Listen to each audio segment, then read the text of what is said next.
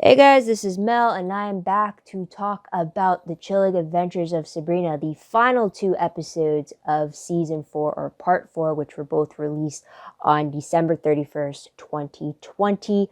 And that is episode 7, chapter 35, The Endless, and episode 8, chapter 36, At the Mountains of Madness, which also served as the series finale. I'm recording at 5:10 a.m. on January 1st. So happy New Year, everybody. It's now officially 2021. Let's hope for a better year than what we got in 2020.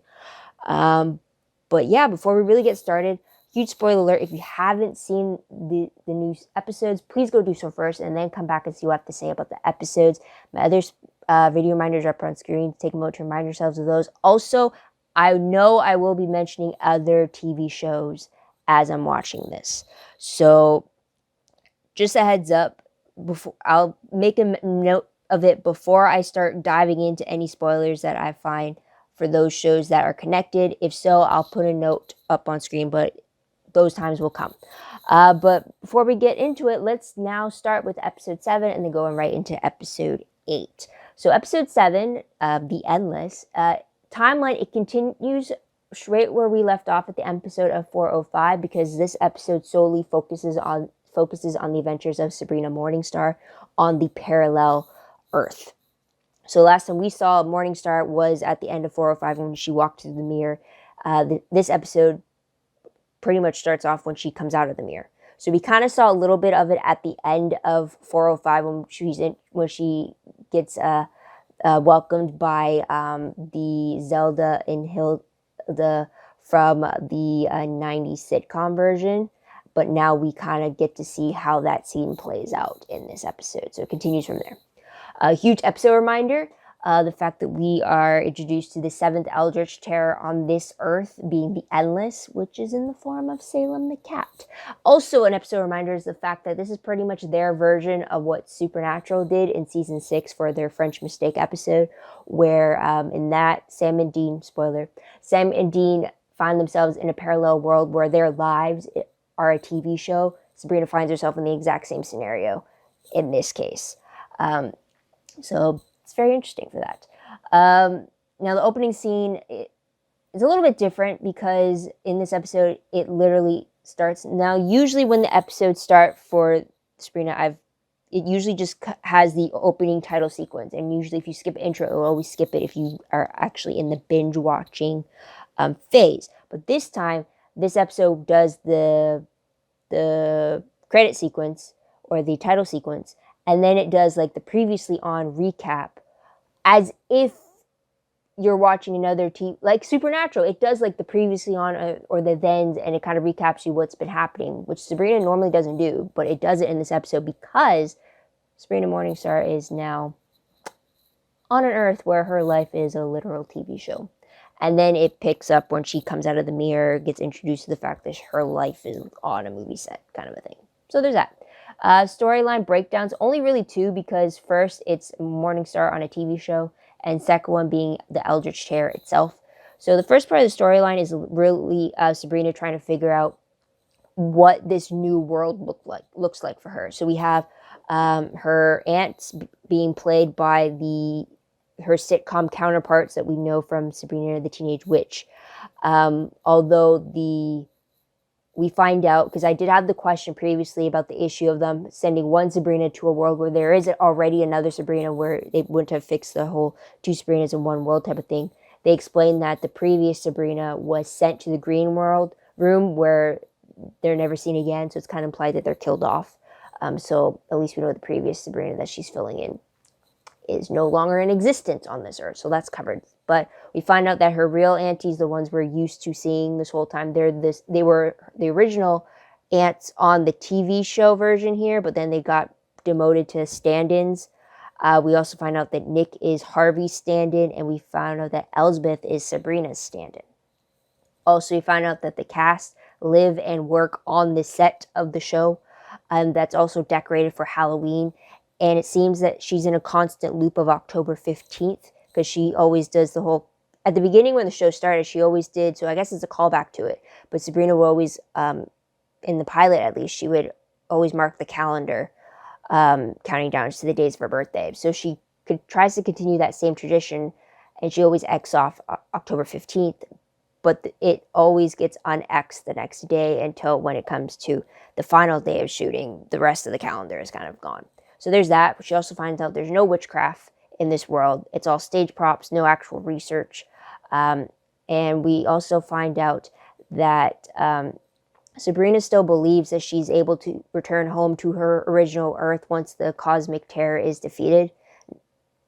While I thought she was being sent there to stay there permanently. So I guess that's kind of why Lucifer and Caliban weren't really too distraught over the idea of Morningstar leaving, because they thought that they would see her again. So that makes sense now. We also find out that in this world, Sabrina and Harvey are actually dating and not Harvey and Roz. Also, in this TV version, a lot of the misconceptions about the stereotypes and stuff of like story tropes and stuff, they do kind of highlight them at certain parts, or it brings an interesting commentary to it for sure. I'll do make note of that. And then the second storyline is kind of when Sabrina actually is trying to figure out what the Eldritch Terror is, or if there's one that has followed her to this Earth. And she notices Harvey's drawings on his home set, but since they're provided by the art department, he can't really give much about it. And then she finds out that the real Ambrose was banished to the green room after confronting Salem, who is the Eldritch Terror, the Endless, and the creator and head writer of all the fates of this TV show world. So whatever he wants, it happens. So it's kind of like a do what he says, or you get written off in like the literal sense. So there's that. We also find out that Caliban is part of the crew, head of construction, and he was working on creating the set for The Void, which is kind of what jump-started Sabrina into rushing to grab the next episode script pages from script supervisor Miss Wardwell. So she snags the script for episode 215, which is coincidentally this episode number, when you consider that part 4 is technically season 2, part 2. So that lines up with that, and she finds out that that the void is meant to come like a hurricane, but instead, so she confronts Salem about it, and Salem thinks that he has nothing to worry about as the Endless Terror, since it's the opposite of the void. But Sabrina argues, no, the void is here to eat everything, including the Endless. So after realizing that, Salem and Sabrina team up to kind of get out of there, but it turns out all the crew are now spokespeople of the void, so now they're all trying to run away from them and try to get back to Sabrina's magic mirror and to travel back to the original Earth. And that's what the last scene is Sabrina and Salem smashing through the magic mirror just before the void could get a hold of them. As far as ship status is a little different because of the fact that Sabrina is actually in another world where she doesn't really know all these, like she knows what the relationships are, but she doesn't physically connect with them, except with Sabrina and Caliban. So she finds comfort in this crew version of Caliban. And then we do see a bunch of nostalgic memories of Sabrina and Harvey when she takes a trip down memory lane, while this version of Harvey is just running lines. And then we kind of see a bit of a stalker aspect of the Sabrina and Nick of this world. The most shocking moment of the episode, I would say, is the fact that Salem, of all things, is the Eldritch Terror of the Endless. But I guess the first sign of Salem being the star of the show should have been the very first clue as to him being the one behind it. So that's something there. Also, another surprise was the fact of how involved the original Zelda and Hilda were, or the sitcom versions were involved. I thought it would be more like a cameo, one scene deal that we would get with them. I didn't expect them to be as heavily featured in the episode that they were. So that was a welcomed surprise there, because it was just interesting seeing them interacting with this version of Sabrina and like still playing to the versions I remember them on Sabrina the Teenage Witch, and then seeing how that merges the two together. It was really cool, but I'm glad we got more than just what the teaser clip that they had released before the season was released. I'm glad we got more than that. Moving on to top favorite moments, I will have to say my favorite has to be Sabrina's, not only her loyalty to Caliban when Harvey asked her over to his set place for dinner. I really love that she was very hesitant to even think of the idea because she was married to Caliban. She was loyal to him.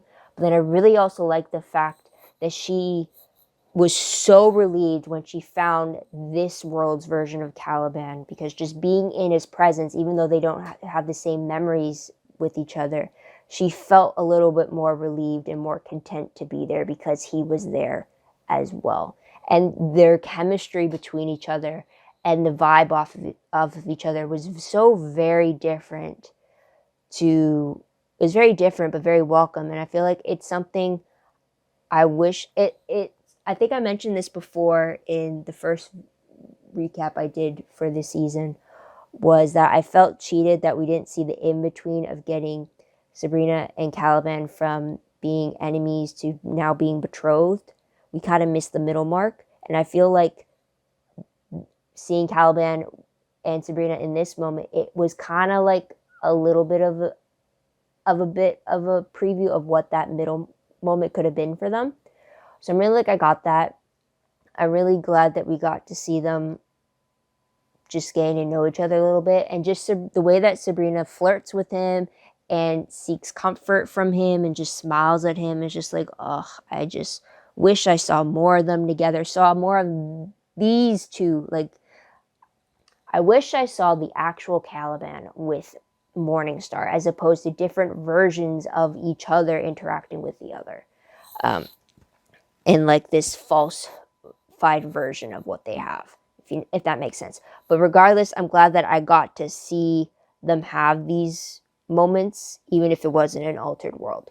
And then even having Caliban, having just visited or having just met Sabrina, still be taken back by her and like still flirting with her. So I really love the two. I mean, like, oh, Calbrina, damn it. Another thing I liked about the episode was Sabrina teaming up with Salem. I wasn't expecting it, so I thought it was pretty funny when she was starting to go off book, and then everyone was looking to Salem as head writer, like, "We'll do something." He just goes along with it, and then as they're being chased around the whole studio, and he's just helping her along the way, I thought that was pretty funny, just because it's just something you wouldn't expect. You definitely would not expect her to team up with an Eldritch Tear, but then she kind of did marry one in the second episode, so I guess anything is possible. But that was a fun thing to see. Another thing I thought was funny, and it really did remind me of the French Mistake episode for Supernatural, was the moment when Sabrina was watching herself and Harvey in that pilot scene of them in the woods when she just confessed that she's a witch and she's about to leave, and then she's trying to spell him to forget her confession. And they're both watching it on his TV, and she's freaking out, and he's reviewing it as if it's just like his performance and him praising her. And I just kept thinking of like not only is that weird for her, thinking like that's like a surveillance of like the people of that world watching everything that happened in her real life. But then I kept thinking back to like Supernatural when Sam and Dean were looking up on the internet and they came across that alternate world's Jensen's scene on Days of Our Lives, and I was just like, oh, that's funny. And just having them, and then Dean just saying like they having to leave this universe and everything. So they cracked me up when we saw that Sabrina seeing that played out.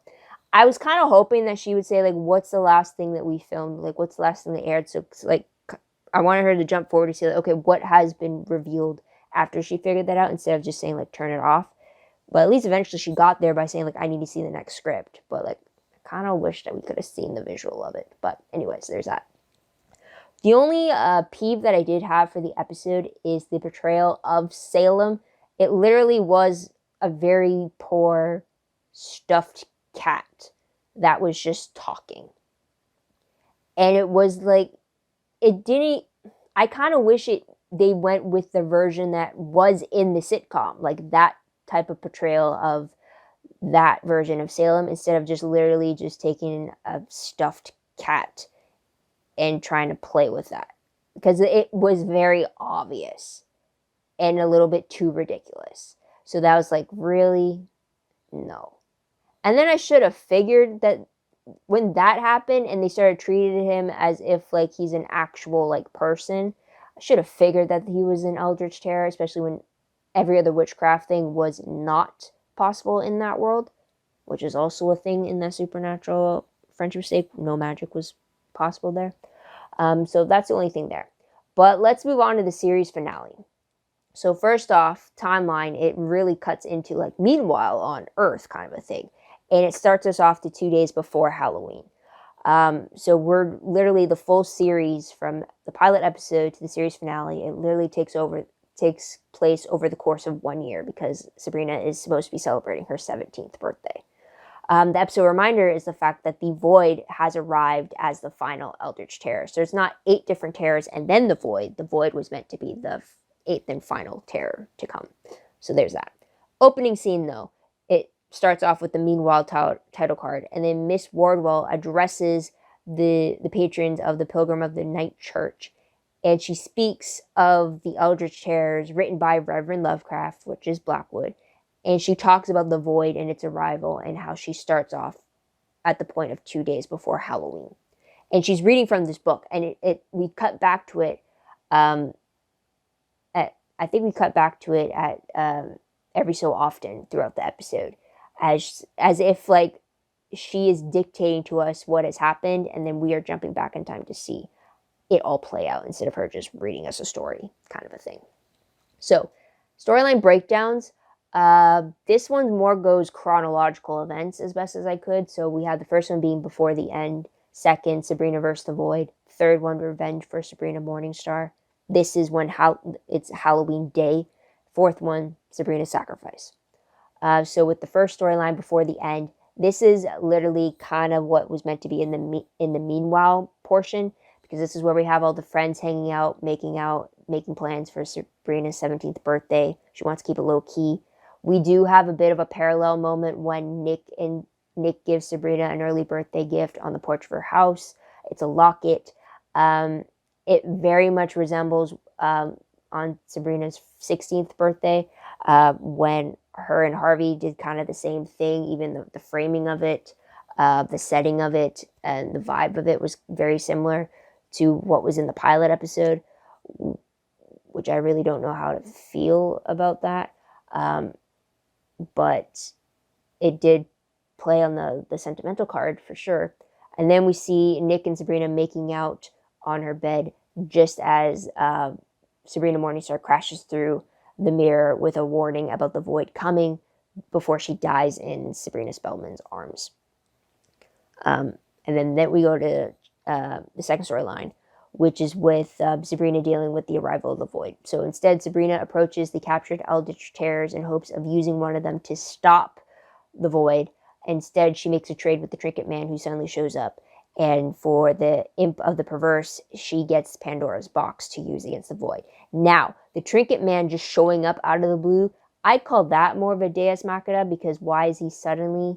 Unless he's like psychically connected to the Imp of the Perverse, and then because she asked which one of you could help me, and she goes to the Imp, and then suddenly the Trinket Man arrives, then okay. But I feel like him just arriving and suddenly having Pandora's box with him, that is more of like Deus Machina. As I explained in the previous video, it means a plot device whereby a seemingly unsolvable problem in a story is suddenly and abruptly resolved by an unexpected and unlikely occurrence, aka Trinket Man suddenly having Pandora's box with him, of all things. So that's that. And anyways, not the point. Kind of, I don't know. But Sabrina goes through the mirror into the Void, and then she shuts it behind her, and the Void takes the form of an art gallery with a bunch of planetary representations around it.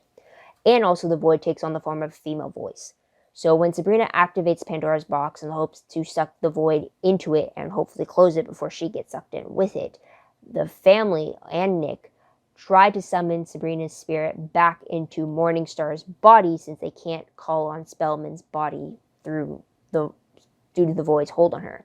They succeed in putting Spellman's soul into Morningstar's body, but they do it before the Void is fully sucked into Pandora's box. And because of this, they pull a part of the Void in with Sabrina. So leads to storyline number 3.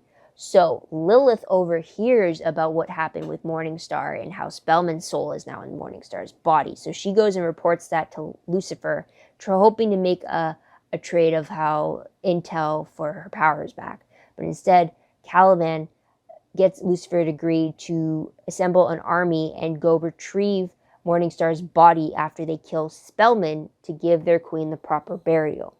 So Caliban and Beelzebub take their demons to possess the miners in the tunnels, including Harvey's dad. And together with Lucifer, they go to ambush the Spellman household and the little party, the birthday party that she has.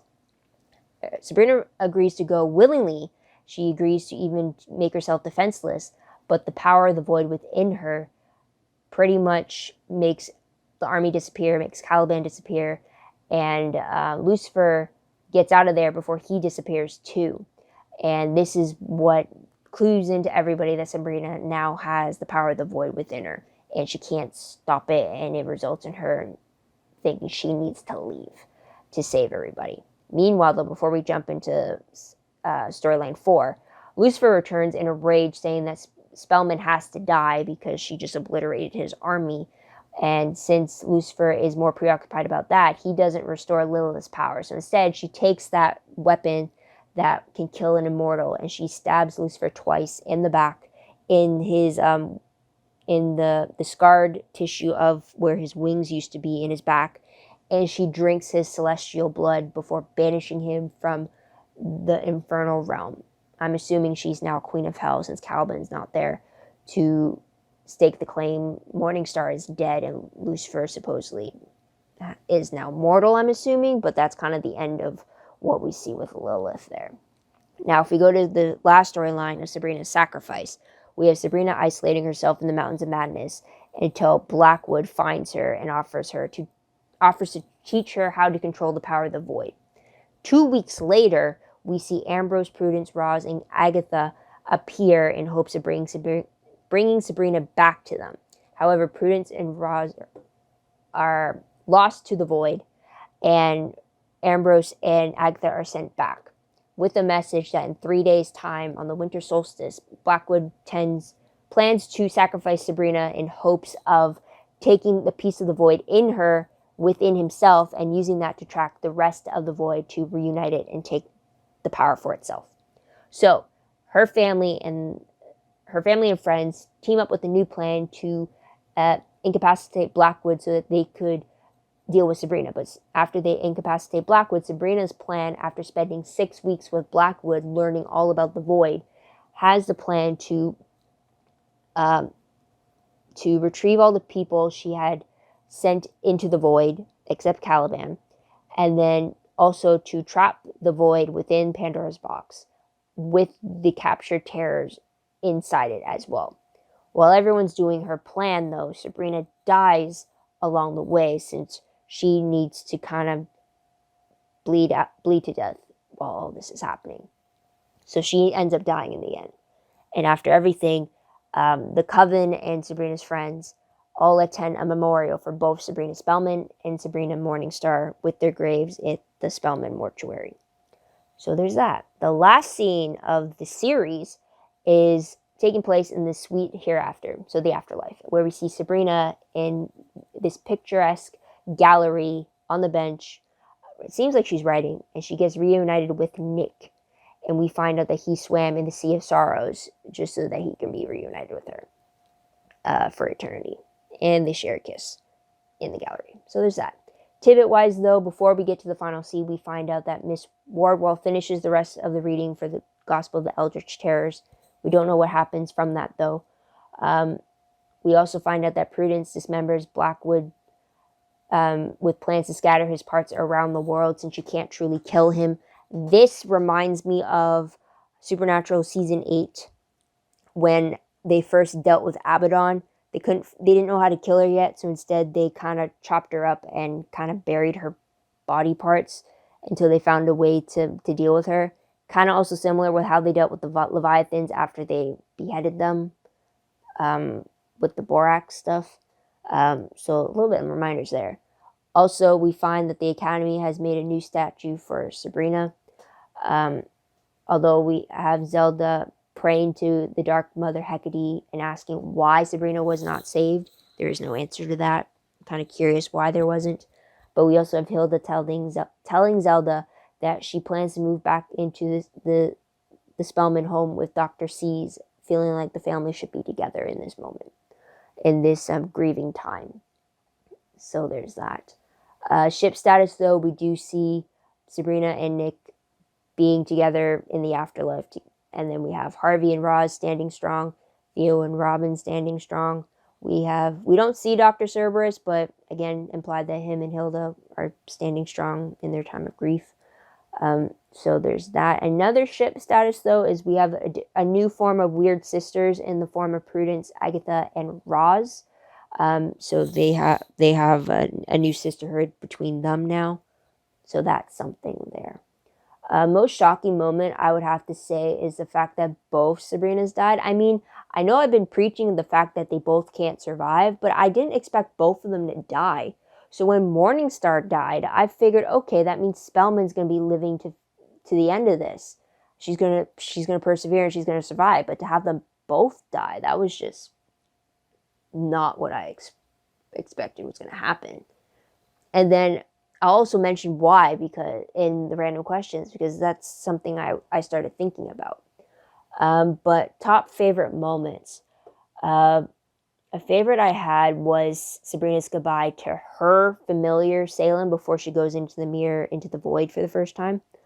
That got me a little bit choked up for that. But I thought it was really nice that she gave a little bit of some final words to her familiar, because it seemed like she wrote a letter to her family as a collective, friends and family as a collective, as her goodbye, and then Salem would have been the only goodbye she would have gotten.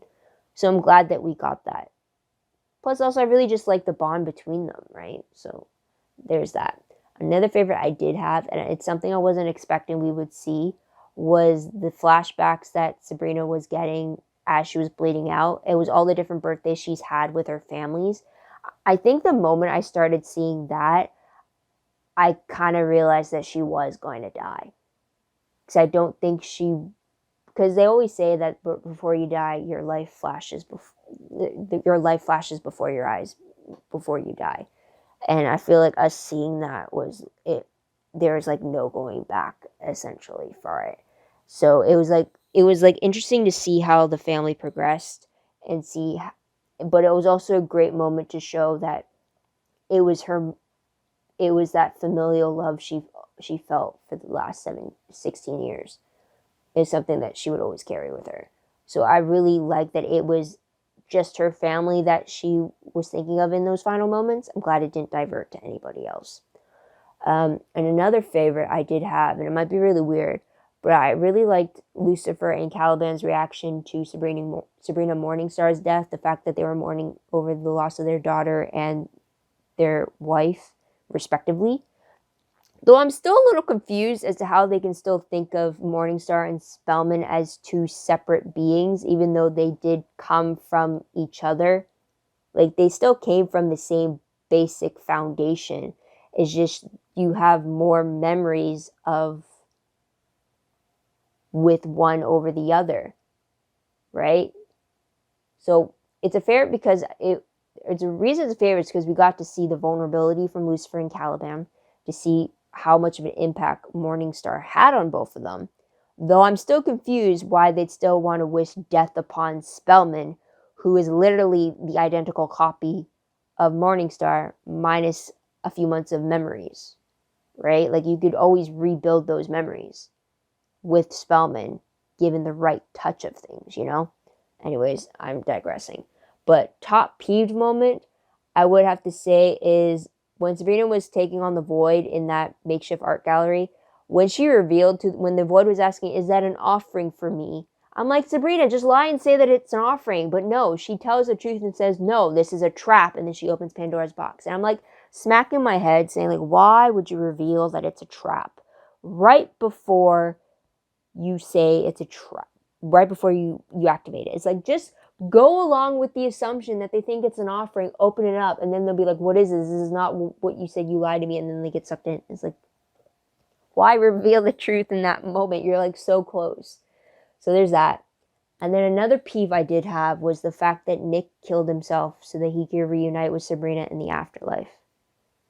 I mean, I guess the sentiment, like if Nick had lived his life and then he died and then he reunited with Sabrina, then that's a great sentiment, saying that she was always his lost love. But the idea of Nick killing himself shortly after Sabrina died just so that he can reunite with her, I don't really think that's the best message to be sending to a young audience. Because literally that's suicide, so it's like not really the best. Because it's also not guaranteed, because like we don't know what the afterlife is like. Like this is just no. It kind of also showed Nick gave up. Like he wasn't willing to like, yeah, Sabrina's endgame, but you couldn't live your life for her. Like, dude, or do something good in her name or something. So it's like, I didn't really like it. Yeah, and we'll come to that later on in a moment. But let's move on to random questions. So random questions. First one: how did Sabrina Morningstar die? Was it because she traveled through the cosmos through a mirror the way that she did, or did the void get to her before she went through the mirror, or was it the did she do it wrong, and or was it the pressure of it and then she died? Like what caused it? Like I thought she would survive the travel. And then also, what happened to Salem, the Eldritch Terror, the Endless? Did he die too from traveling through the mirror, or like what happened?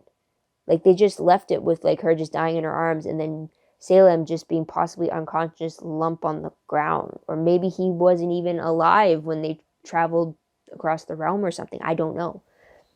So also, my last question, and this ties into what I mentioned before about the last scene, right?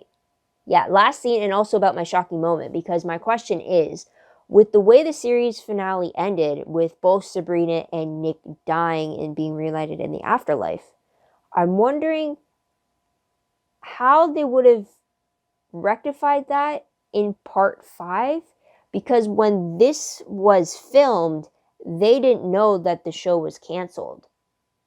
So like, but yet this feels like a series finale. So like, I'm kind of wondering, was this always meant to be the finale, and then they had something planned to bring Sabrina and Nick back in part 5 if it got renewed? Or was this kind of the altered ending and they shot both, and then once they told that it got canceled, it's like, okay, put in this version kind of a thing? Like, I'm kind of left wondering, like, which way was it? Because I have also seen reports of how, like, there were plans for a part 5, but, like, COVID got in the way, or, like, if there was a part 5, Riverdale was going to be coming into it for a crossover moment. But then I'm like, if there was always plans for a part 5, and the cancellation was unexpected due to COVID, but then this finale kind of goes against it, saying, like, it was more like you planned for your protagonist to die in this big sacrificial moment. So I'm a little confused what the actual plan was. Yeah, but yeah, so there's something like that. Also,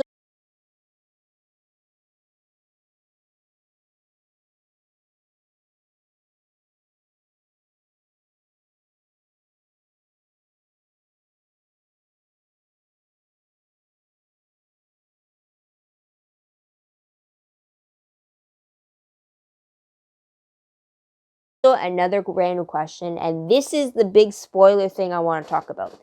So, huge spoiler alert. I'm going to be talking about a bunch of other shows that I've covered on my channel, and it's going to be about their season finales, because I'm finding a lot of comparisons. So up on screen, you'll see the spoilers of which shows, but I'm not going to put any details to how it's spoiled or in connection.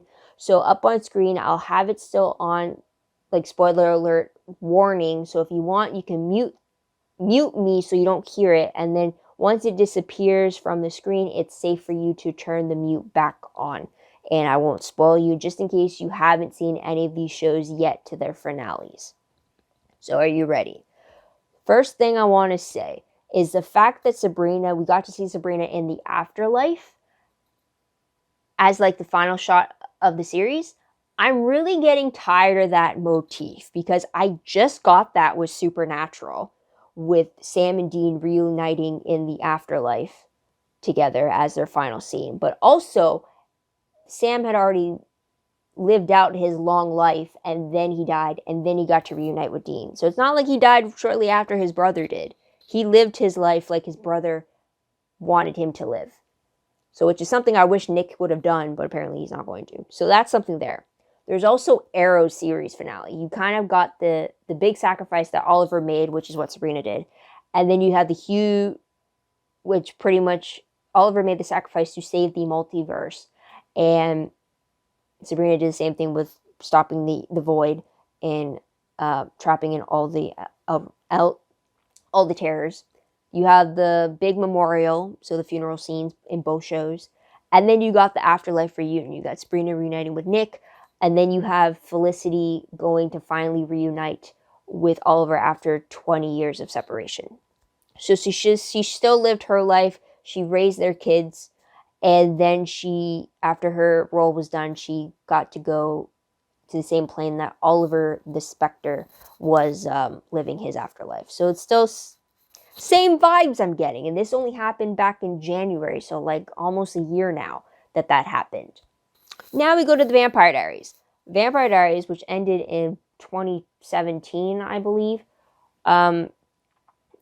Yeah, 2017 it ended. It ended with the trip to the afterlife reunion where we got Elena reuniting with all her dead family members. And then we got Damon reuniting with Stefan after living out his human existence. So it wasn't he died after Stefan had died. So we got a brotherly reunion there. But they still lived out their life, both Elena and Damon. And then they reunited with all their dead loved ones. So something I wish Nick would have done instead of just sacrificing himself or committing suicide and stuff. So there's that.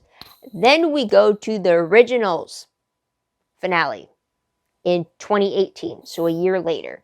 Now this one is similar to Sabrina's because we get the whole goodbye with the intention of sacrificing themselves for the greater protection of the family and the sacrifice itself, which we get with Sabrina. We don't get her saying individual goodbyes to everybody, but she does her own internal goodbye and then to sacrifice herself for the greater good of the world, essentially. So there's that. And then I was kind of pushing it with the finale for the 100, which just came this past August, I believe, or September. Well, in the summer. And you kind of get the whole Clark being in isolation due to her actions. Sabrina isolated herself in the Mountains of Madness. But then also you get an afterlife motif when the higher entities kind of create this version of an afterlife for all the characters of the 100 to live out their peace, essentially, or to live out their outer existence connected to each other. So, like, at this point, after 5 finales in a row that I've watched over the course of the last 3 years, there's always the visit to the afterlife. So pretty much cutting off any chance of there being a reboot special or a spin-off of some sort after the lives of these particular characters. It literally just cuts it off. And then with Sabrina's, it's like, I kind of wish they didn't.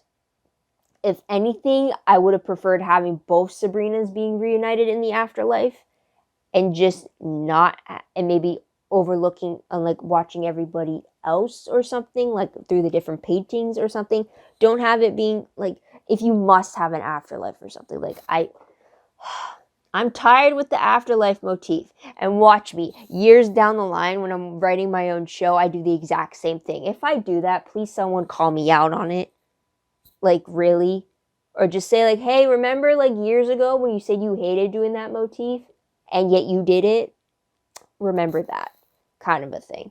But anyways, it's safe now. All clear, guys. No more spoiler alerts. But that is pretty much it, guys. It took me 24 hours, that's including sleep, to get through the 8 episodes while recording and taking notes, which takes me a lot longer to watch things. But it was an interesting experience. I mean, yes, there are some things I wish got to happen, like more time with Sabrina and Caliban. both versions if it may be wishing for a merger. I'm putting fan fiction recommendations or prompts out there, or what is it called? Requests. That's it. I'm putting fan fiction requests out there right now. Someone write me a fanfic where the two Sabrinas merged and she's trying to fight with the two different sets of memories, and it ends up being Calbrina we see flourishing and coming to terms. Or another fanfic where we got to see the progression of 306 Sabrina turning into them getting married. I mean, there's already some fan fictions already out there before season 4 came out, but I want to see more of like what we got to see with Sabrina and Caliban from their wedding, how we got to that point, how we got to see that dynamic between them and that bond. It's just like, I miss Calbrina. I was shortchanged, okay? I was shortchanged. The only blessing I got was the marriage. Maybe the small goodbye we got before the merger was supposed to happen. And then the part with alternate Caliban. Ugh, I miss Calbrina, damn it. But I'm going to end it there, guys. What did you guys think of these 2 episodes specifically, as well as the season as a whole? Did it do it for you as the final season? I'm also interested to see what you guys have to say of what you would have thought could have been part 5. Or how do you think they could have done the finale differently if they did get picked up for another season? I'm very interested to see that. And if there's a fanfic that does it justice for those, please link it down below in the comments. I would love to snag a little sneak peek of that as well. Also, don't forget to like this video, subscribe to my channel, and check out my other videos if you haven't done so already. If you want, check out my Tumblr page or my WordPress. Link for that is down below. Not as detailed for Sabrina. I got to get to that. But for any of the other shows I talk about on my channel, it's a little more detailed for them on both Tumblr and WordPress. Go check that out as well and follow there if you'd like. Otherwise, guys, that is pretty much it. My throat is feeling it right now. I don't know if you can hear it, but thank you so much for tuning in for the last 4 videos for Chilling Adventures of Sabrina. Truly appreciate it. I just have to now fill the void, no pun intended, with fanfic and fan videos. So guys, make those fan videos of Calbrina so I can go watch them and just have it on repeat. I did that after season 3 finished. But yeah, guys, thank you so much for tuning in. Thank you so much for your patience. And for me, it's still New Year's Day at 6 a.m. in the morning. So Happy New Year again, guys. But please stay safe. Stay safe during this pandemic. Wear a mask. And I wish you all the happiest of wishes. And let's hope that 2021 is better than what we got in 2020 on a global scale. So guys, thanks again, and I hope you come back to check out any of my other videos. Till then, guys, this is Mel. Wish you a great day, great week, wherever you are. Bye for now.